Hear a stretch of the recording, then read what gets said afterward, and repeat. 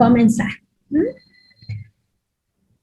El estudio de las alteraciones del cuello uterino, ¿sí?, debe hacerse precozmente, ¿sí?, para, o se hace, la idea del estudio, ¿no?, del cuello, es que se haga precozmente antes de que éste desarrolle, ¿sí?, lesiones premalignas o cáncer de cuello de útero.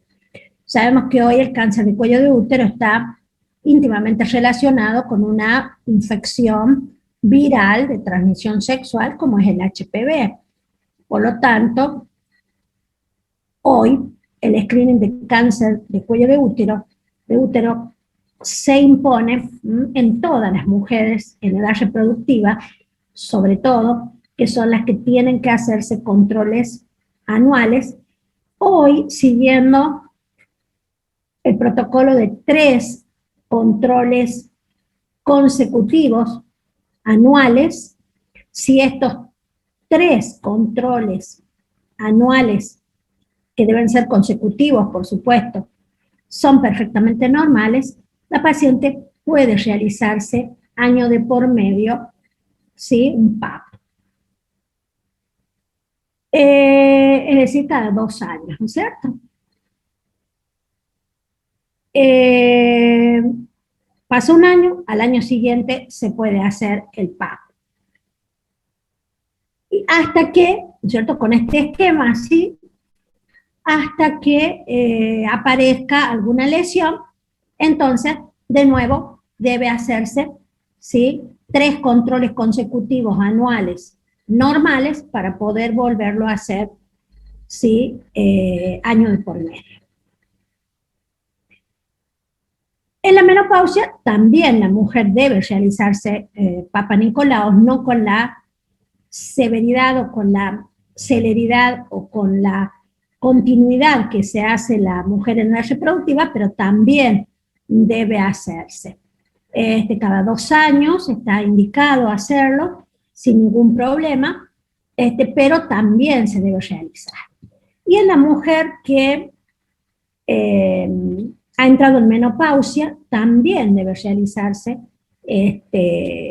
la mujer que ha sido histerectomizada, también debe realizarse un control, por lo menos cada 2 años, de PAP y colpo, no porque tenga cuello, porque generalmente se hacen las histerectomías totales, la mayoría también extraen cuello, no solamente el cuerpo del útero, sino porque queda la cúpula, ¿no es cierto? Queda, por supuesto, toda la vagina, queda la vulva, entonces debe realizarse un estudio, no, como les digo, se puede hacer cada 2 años, pero también la mujer que fue histerectomizada también debe realizarse un Papa Nicolau. Entonces, las mujeres deben hacerse estudios de tracto genital inferior regularmente. Y el objetivo es la detección precoz del cáncer de cuello de útero. O bien, como lo dice aquí, la certificación de la benignidad de algún proceso o del proceso en estudio. La citología oncológica asienta sobre el Papa Nicolau, que es la técnica casualmente que extrae citología, ¿no es cierto?, para analizarla, la colposcopía y la biopsia. Esas serían las 3 patitas del tipo de diagnóstico para diagnóstico o screening precoz de cáncer de cuello de útero. Y por supuesto, es muy importante el Papa Nicolau y la colposcopía, y de la colposcopía va a surgir la necesidad o no de una biopsia.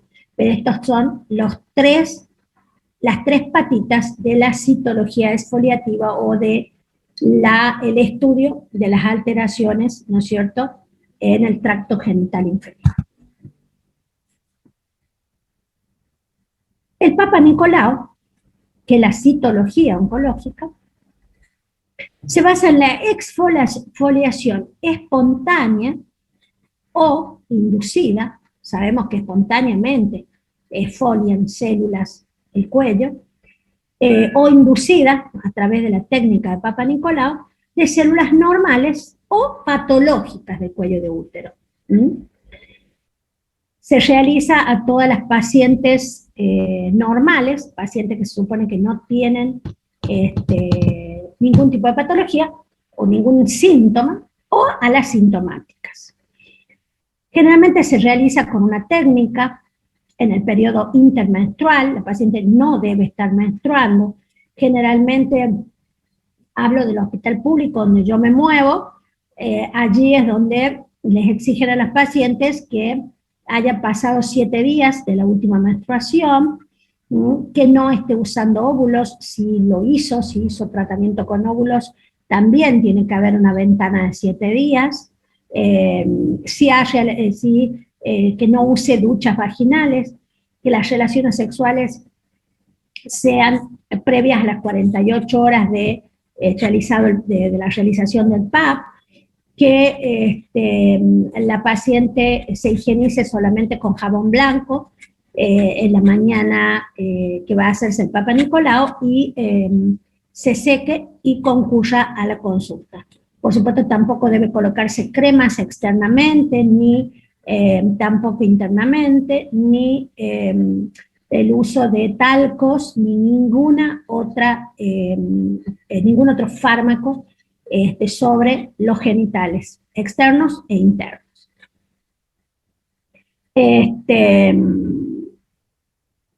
Óvulos, por supuesto, tienen que pasar 7 días. Y 48 horas previas debe haber tenido relaciones sexuales, no durante las 48 horas previas. Y las condiciones que debemos tener para la toma de esta muestra es que se visualice completamente el cuello uterino a través de las valvas del espéculo, una muy buena especuloscopía para poder visualizar perfectamente el cuello uterino.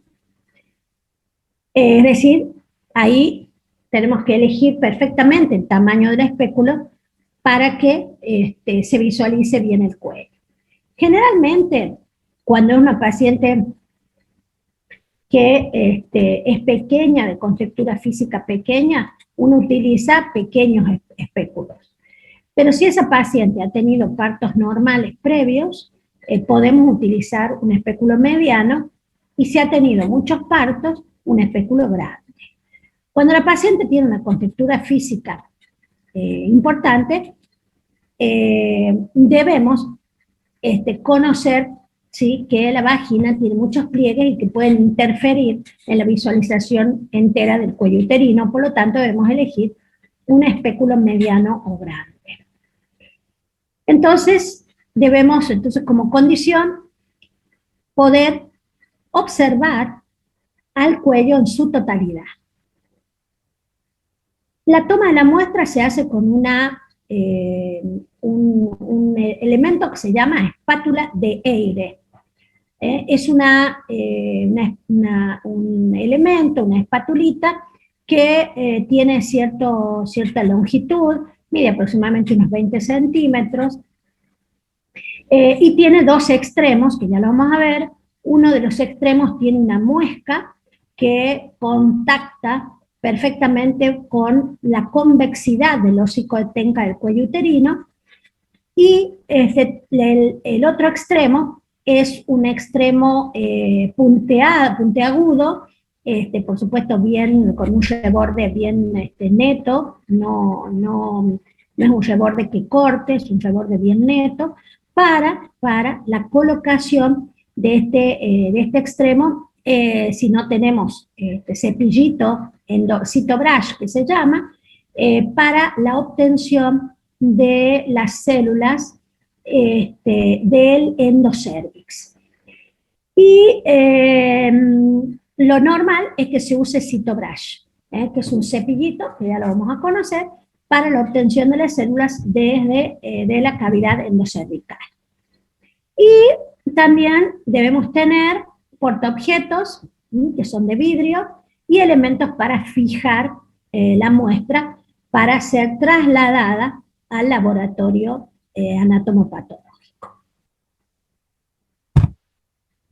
Entonces, la espátula, entonces, uno de los extremos tiene esta forma, con una muesca central que contacta perfectamente con la convexidad del hocico de Tenca. Por supuesto, uno de estos extremos se coloca en el orificio cervical externo y la muesca contacta perfectamente con el hocico de Tenca y se pueden obtener las células, ¿sí?, para ser estudiadas. Y con el endobrush o con el otro extremo de la espátula de aire se obtienen las células de endocervix. Y por supuesto tenemos que tener material de fijación que puede ser en aerosol, que los laboratorios los venden, pero lo que generalmente se utiliza en el hospital público es la fijación en alcohol, al 97%, y de esa manera son trasladados a anatomía patológica, por supuesto siempre previa marcación con los datos filiatorios, sobre todo el nombre y la fecha de la toma de muestra, colocados en uno de los extremos del portaobjeto, donde se pone el nombre y el apellido de la paciente y la fecha del día de toma de la muestra. Generalmente se hace con lápiz y luego se le coloca generalmente del hospital le colocan, es como se le llama, se me fue, es como los agallapapeles, que son como son de material de alambre, ¿no? Entonces se los coloca para que no se junten uno con otro portaobjeto, y poderlos, que tengan cierta separación uno con otro, se fijan, ¿no es cierto?, y se envían así a anatomía patológica. A veces también pueden ser guardados en frascos estériles de orina con alcohol y también son trasladados así. O se pueden fijar con aerosoles, que vienen para la fijación de la muestra y poderlas enviar así a anatomía patológica. Bien. Bien.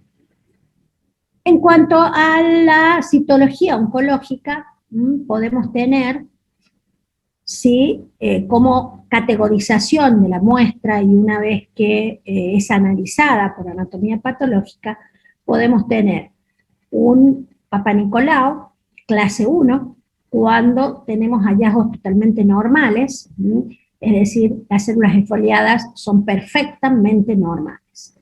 El clase 2, cuando hay hallazgos inflamatorios, es decir, células anormales por ciertas causas como son las infecciones, pero no malignas, sin ninguna atipía, ¿sí?, sino que son células inflamatorias. Clase 3, cuando hay hallazgos sospechosos, es decir, células ya con cierta atipía, probablemente malignas, pero que no son concluyentes. En ese caso, importan las neoplasias intraepiteliales cervicales de tipo 2, que serían estas las que mostrarían este tipo de Papa Nicolau. El clase 4, con hallazgos positivos ya francos para cáncer de cuello de útero, como es, por ejemplo, células firmemente demostrativas de malignidad, como es el caso de la neoplasia intraepitelial cervical 3 y el carcinoma in situ. Y la clase 5, cuando hay ya hallazgos realmente concluyentes de malignidad, ya es un clase 5, que sería un carcinoma invasor.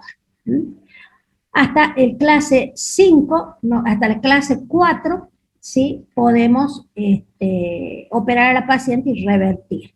El clase 5, ya con hallazgos positivos, ya hay que hacer estudios, por supuesto, de extensión de la enfermedad para saber dónde estamos parados y posterior a eso poder realizar el tratamiento oncológico adecuado de acuerdo a el estadio en el que esa enfermedad se encuentra.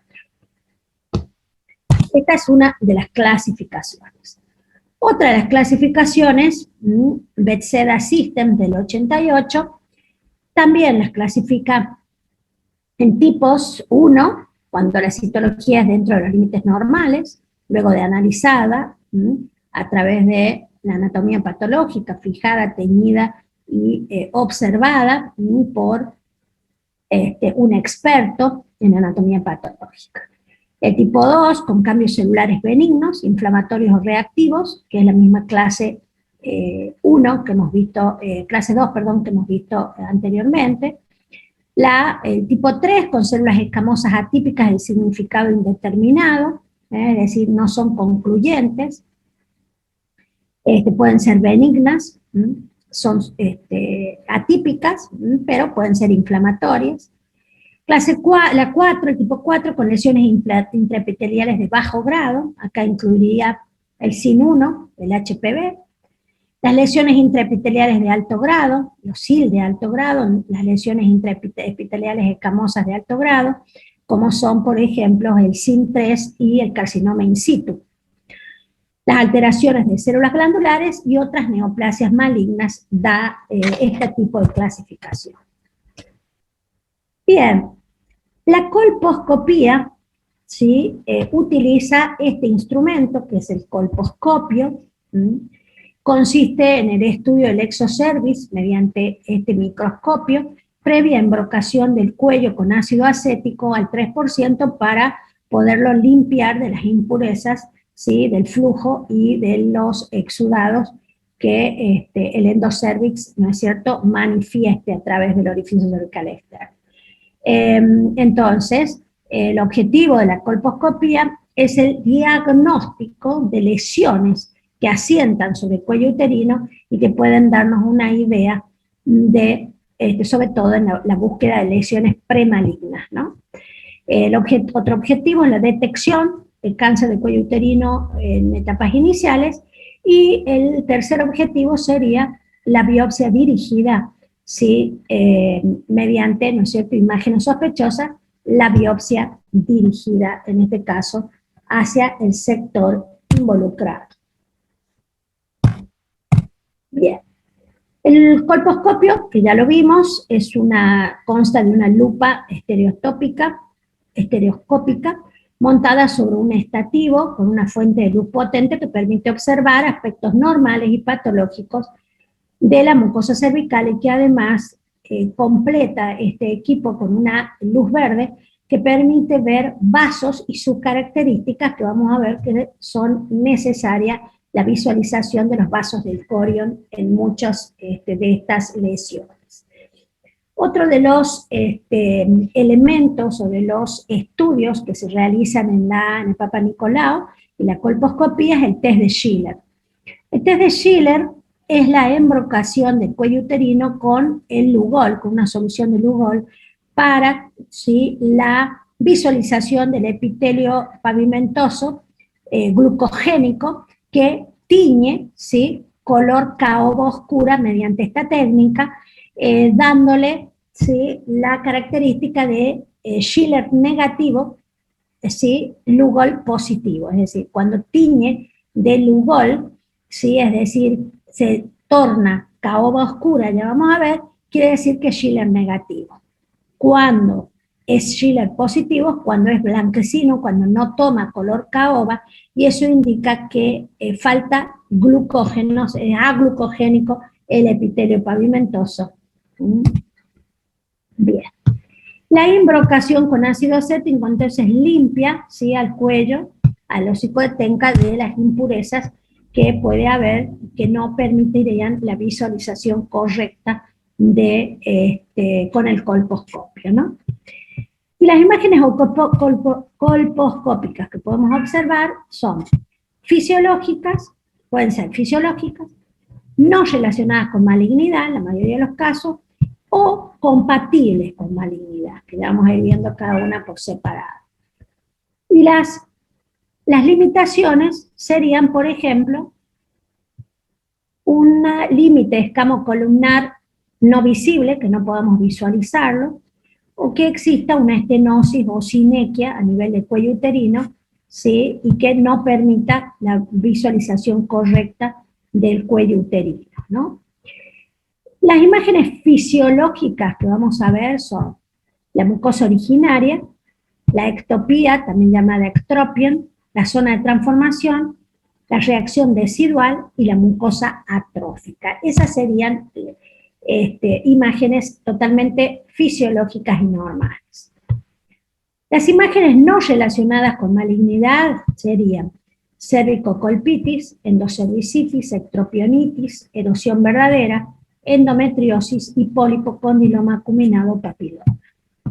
Y dentro de las imágenes compatibles con malignidad, pero no quiere decir que sean malignas, sino compatibles con malignidad, ¿sí? Después, por supuesto, la anatomía patológica lo dirá, es la leucoplasia, la base, el mosaico, la vascularización anormal, una zona de transformación anómala y la sospecha de carcinoma. Y empezamos con las imágenes colposcópicas fisiológicas y vemos lo que es la mucosa originaria. La mucosa originaria es la mucosa normal, se trata de un exocervix, ¿sí? Revestido por epitelio pavimentoso perfectamente normal hasta el orificio cervical externo, y que si le colocamos Lugol a esta mucosa, va a ser Schiller negativo, es decir, que va a teñir completamente de color caoba. Eso quiere decir que el epitelio es totalmente normal. Otra imagen fisiológica es la ectopía. La ectopía puede ser congénita o puede ser adquirida, ¿sí? La congénita es la sustitución incompleta del epitelio exocervical por epitelio endocervical, yo no la vi nunca, pero sí vi, y es frecuente ver la adquirida, ¿sí? Que es una zona que es secundaria a un hecho traumático, como por ejemplo la dilatación del parto, o que puede aparecer por algún cambio, ¿no es cierto?, en el medio ambiente ácido de la vagina y que afecte al cuello, ¿no? ¿Qué es una ectopía? Es una zona exocervical, ¿sí?, recubierta de epitelio endocervical que se ha evertido por alguna razón y que le da un aspecto aterciopelado, rojo brillante, cubierta de moco a esta estructura, ¿sí?, y que si uno la tiñe con Lugol va a ser Schiller positivo, es decir, no va a teñir completamente color caoba.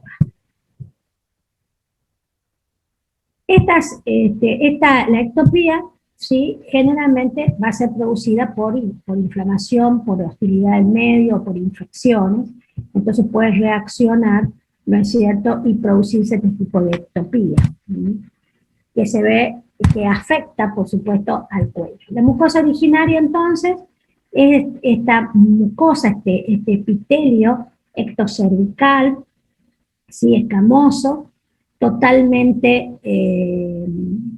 sin ninguna lesión, rosada, pálida, brillante, completamente brillante, ¿sí?, que se va a observar, ¿sí?, macroscópicamente y además microscópicamente con el microscopio óptico.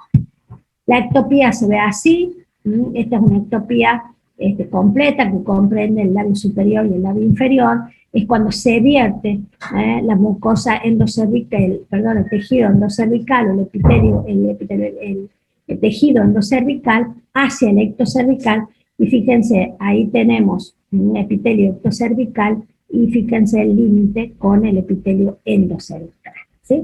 Es decir, sale el tejido, el endocervix hacia el ectocervix y lo cubre los dos labios, superior e inferior. La zona de transformación, ¿sí?, es cuando el epitelio cilíndrico de una ectopía, que dijimos que es el epitelio endocervical, es reemplazado por epitelio pavimentoso. En el caso anterior, vemos Este tipo de ectopía, ¿sí? Una vez que los elementos que causaron, ¿sí?, esta eversión del epitelio cilíndrico, el epitelio pavimentoso tiende a cubrirlo, tiende a sanar, tiende a recuperar el hocico etélica. Y ahí es donde surge la zona de transformación. Cuando el epitelio cilíndrico, entonces, endocervical de una ectopía, es cubierto, es reemplazado, ¿sí?, por epitelio pavimentoso.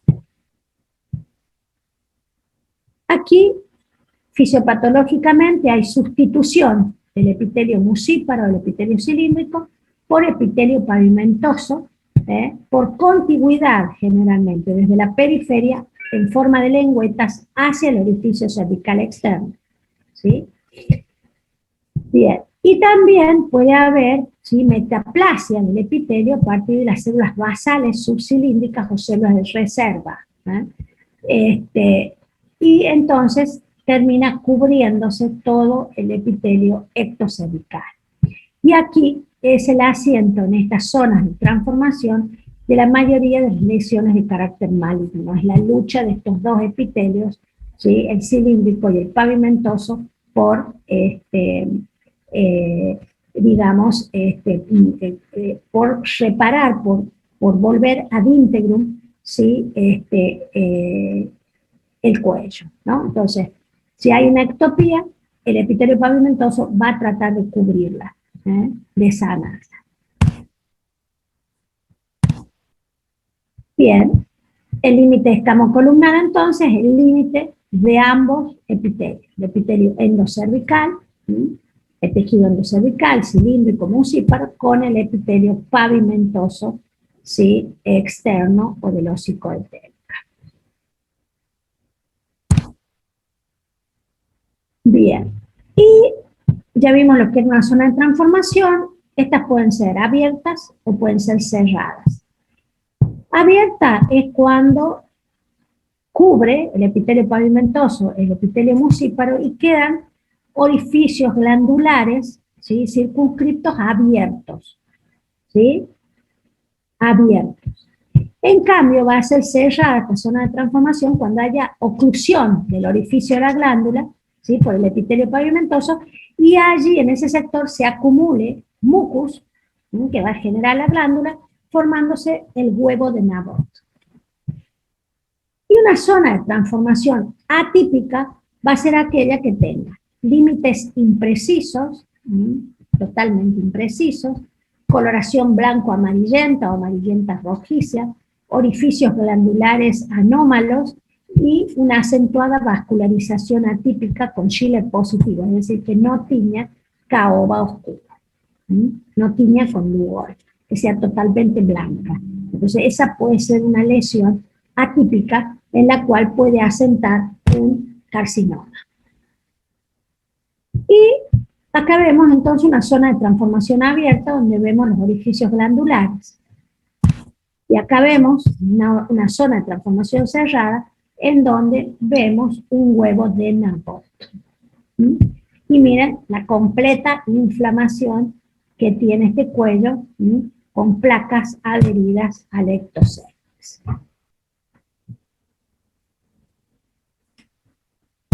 Muy bien. Perfecto.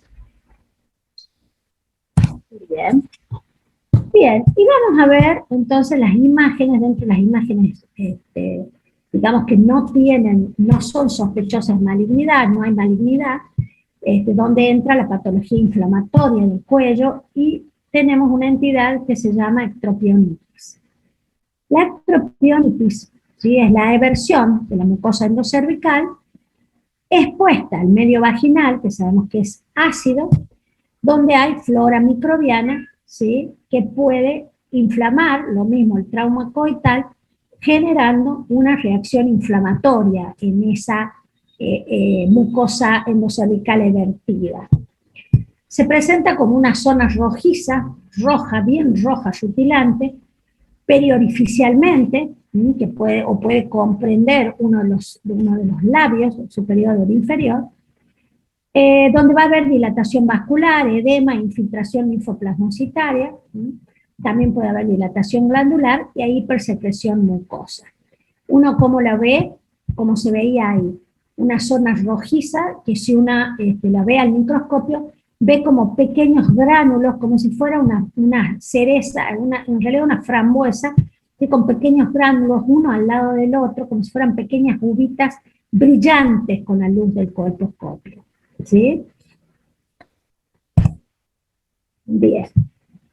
En este caso, no sé por qué se me metió el mosaico ahí.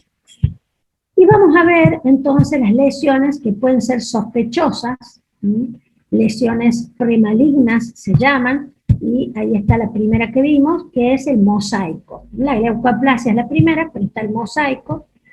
Fíjense por qué se le llama mosaico, es una lesión donde el epitelio escamoso, el epitelio pavimentoso, se presenta con esta estructura, con pequeños islotes separados de lo que se llaman callecitas, una con otra, ¿no? Generalmente regulares, ¿sí? Generalmente del mismo tamaño, y estas separaciones, que son como callecitas, ¿no?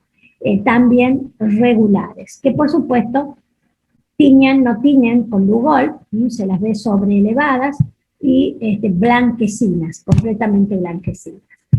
Por eso se le llama mosaicos, porque asemejan, ¿sí?, a mosaicos con separaciones entre ellas. La leucoplasia es otra de las lesiones que pueden catalogarse como premalignas, como lesiones sospechosas. Es una zona de extensión y configuración variable, blanco nacarada, igual que la que vimos aquí, que ahora vamos a ver, bien blanco nacarada, ¿sí?, igual que el mosaico, ¿sí?, que es más regular, ¿sí?, es más, tiene bordes netos, ¿sí?, ligeramente sobreelevada también, pero con bordes bien nítidos, y que no tiñe, es Schiller positivo, no tiñe con Lugol. Es bien blanquecino, igual que el mosaico. Nada más que esto es como más, más homogéneo. No son mosaicos, sino que es una zona de extensión y configuración que puede variar el tamaño, pero sí tiene las mismas características del mosaico en cuanto a que es bien blanco nacarada, opalina, y esta tiene bordes bien netos, sobreelevados, y Schiller positivo, es decir, que no tiñen con Lugol. La leucoplasia corresponde a epitelio pavimentoso totalmente aglucogénico, no tiene glucógeno, ¿sí?, con la presencia de acontosis, por eso la elevación, y con cierto grado de queratinización que impide la visualización de los vasos del corion. Es decir, si uno las observa con el microscopio, no pueden verse vasos sanguíneos por debajo de ella. Y pueden corresponder a un epitelio anómalo, no displásico, o bien a un sí de alto grado. Por supuesto, se impone la biopsia y la anatomía patológica para poder dilucidar si es un proceso benigno o no, y cuál es la terapéutica, si es un SIL de bajo grado, un SIL de alto grado, y por supuesto la anatomía patológica lo va a discernir. Y aquí vemos una leucoplasia, una estructura totalmente sobreelevada, blanco nacarada, que si uno quiere ver los vasos por debajo, imposible de verlos, y no se tiñe por la queratinización y la acantosis, no se tiñe de Lugol, ¿sí?, sino que queda totalmente blanquecina. Se tiñe el resto de Lugol y esta zona no, queda perfectamente blanco nacarada. Aquí vemos otra, con metaplasia, por supuesto también escamosa, que hay como un ectropio, pero fíjense que sobreelevada es la lesión. Bien, y allá hablamos del mosaico, y no hemos hablado de la base. La base es una zona de leucoplasia, totalmente blanco nacarada, en el cual se ven los vasos, ¿sí?, como puntiformes. Hay una, como si fuera, por eso se le llama base, como si fuera, porque en la base de esta leucoplasia encontramos vasos, ¿sí?, puntillados un puntillado, y se le ha dado en llamar base. Esas serían las tres lesiones premalignas más importantes, y que se ven tal cual se las describe. Aquí vemos una leucoplasia, ¿ven? Miren cómo se ve sin la colocación sin el test de Schiller. Sin el test de Schiller, vemos esta zona mucho más blanquecina que el resto. Cuando le colocamos, ¿sí? Hacemos la embrocación con Lugol, vemos que tiñe de Lugol todo el ectocervix, pero esa lesión, que logra verse acá macroscópicamente, resalta, ¿sí? En cuanto a su color nacarado con respecto al resto del tejido, ¿sí? Pavimentoso, que está perfectamente normal. Aquí vemos otra leucoplasia, bien blanquecina, bien sobreelevada. Bien. La base, que habíamos hablado de la base, ¿sí? Es una placa blanquecina, poco extensa, en cuya superficie se observa un puntillado rojo de disposición irregular, que es lo que vimos antes. La base corresponde a la visualización de las capas vasculares interpapilares secundarias al desprendimiento de las capas celulares superficiales queratinizadas, ¿sí? Es decir, dijimos que la leucoplasia no dejaba ver los vasos del corion por la queratinización y por la acantosis, pero en este caso se desprende, ¿sí? Capas superficiales celulares que dejan ver los vasos del corion como pequeños puntillados rojizos. Esa es la base de la leucoplasia. Acá vemos, ¿ven? Esta es una base de leucoplasia, es como que se hubiera desprendido la capa queratinizada y han aparecido los vasos. ¿Ven? Es blanquecina y con puntillados rojizos. Eso es una base, esta es otra, regular. Bien. Y podemos tener también, ¿sí? Zona roja no característica, que es una zona en el cuello de color rojo, Schiller positivo, por supuesto, es decir, que no tiñe con Lugol, de contornos totalmente precisos y superficie irregular, que sangran al contacto por la abundante vascularización de ese tejido, ¿sí? Y la erosión verdadera es la pérdida de tejido que deja al descubierto el corion, ¿sí? Mostrando capilares que sangran con facilidad. Uno toca con la espátula o con un hisopo y sangran. Por supuesto también es Schiller positivo, es decir, no tiñe con Lugol.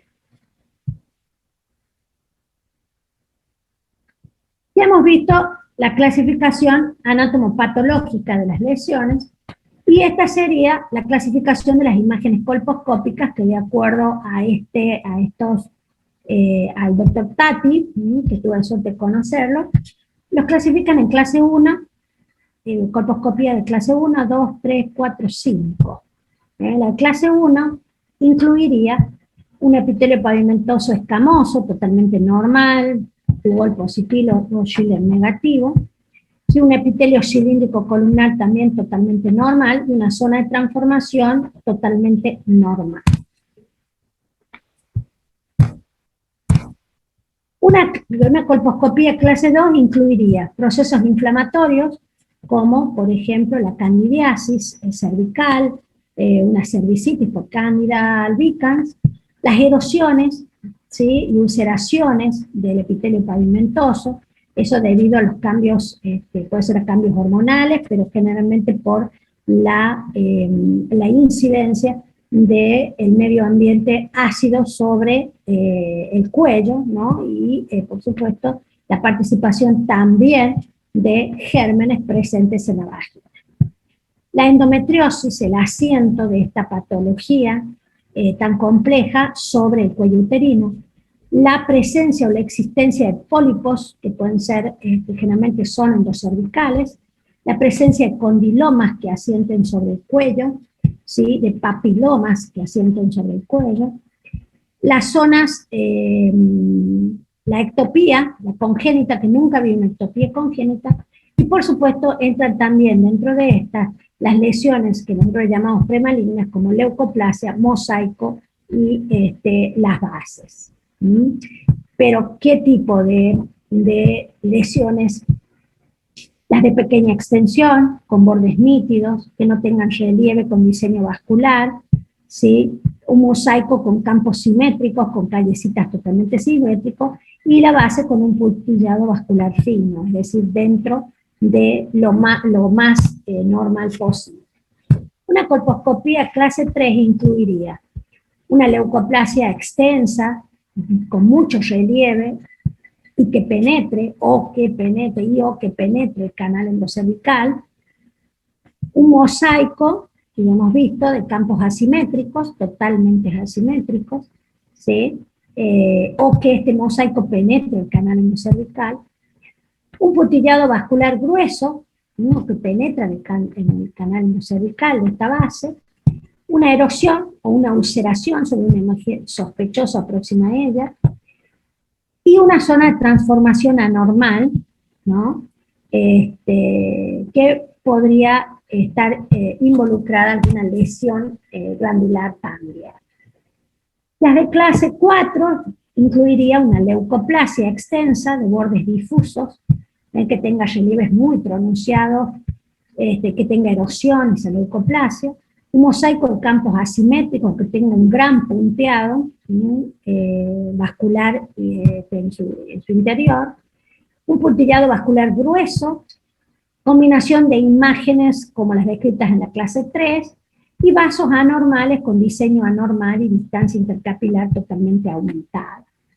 La de clase 5, las sin pérdida de sustancia, incluirían procesos exofíticos o endofíticos de aspecto encefaloide, cerebroide, vítreo o gelatinoso, que ya es el cáncer, ¿sí?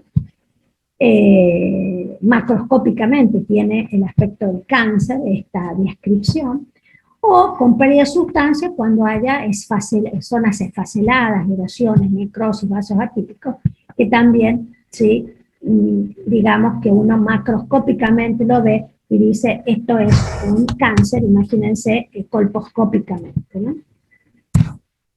Y las clasificación de las imágenes colposcópicas de acuerdo a donde las observamos, en cuello, en vagina o en vulva, ¿sí?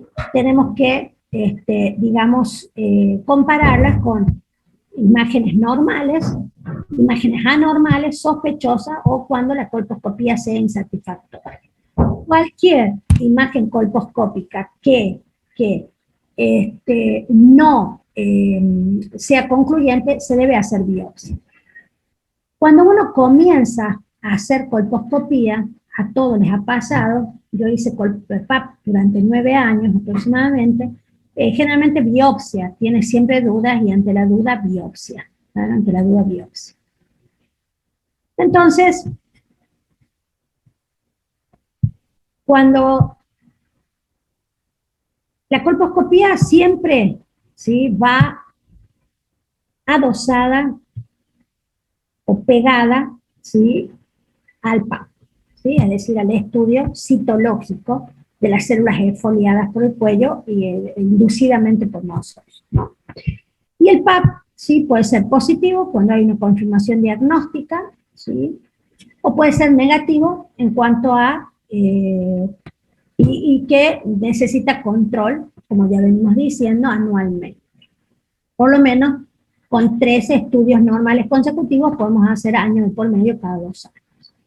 Y la colposcopía puede darnos una lesión benigna, donde hacemos seguimiento o tratamiento de acuerdo al tipo de lesión.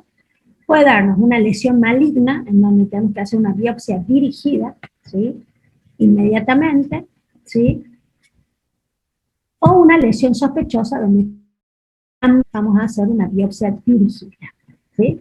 Y esa biopsia, ¿sí?, va a ser catalogada por anatomía patológica y si es un cáncer, ¿sí?, que es lo más probable, o puede ser una lesión premaligna, ¿sí?, de alto grado, por ejemplo, y necesitar el tratamiento adecuado de acuerdo a la anatomía patológica. Y la biopsia del cuello de útero, ¿sí?, va a surgir la necesidad de biopsiar con la colposcopía, con las imágenes colposcópicas que obtengamos de la observación con el microscopio óptico.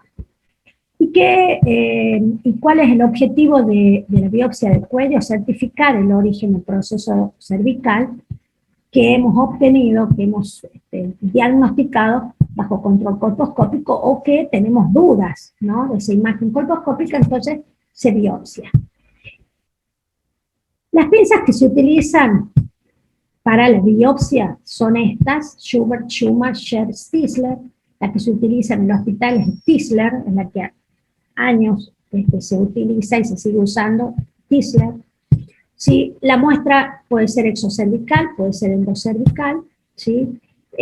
Cuando es exocervical, que es la más común, ¿sí?, puede ser única, ¿sí?, obtenida por supuesto con la pinza, múltiple de los 4 cuadrantes, que es la que se prefiere, que también obtenida con la pinza Stisler, o puede ser el cono, la conización, que es la que se hace cuando tenemos un diagnóstico anatomopatológico, ¿sí?, de SIL de alto grado, ¿sí? Entonces se hace una conización, una biopsia por conos, es decir, se extrae un cono del cuello, ¿sí?, y se biopsia, y si esta biopsia, ¿sí?, está contenida dentro de ese cono que extrajimos con 5 milímetros o más de bordes libres de lesión, la paciente puede estar curada. Por supuesto va a seguir haciendo controles, pero si extraemos el total de la lesión, la paciente puede estar curada, ¿no?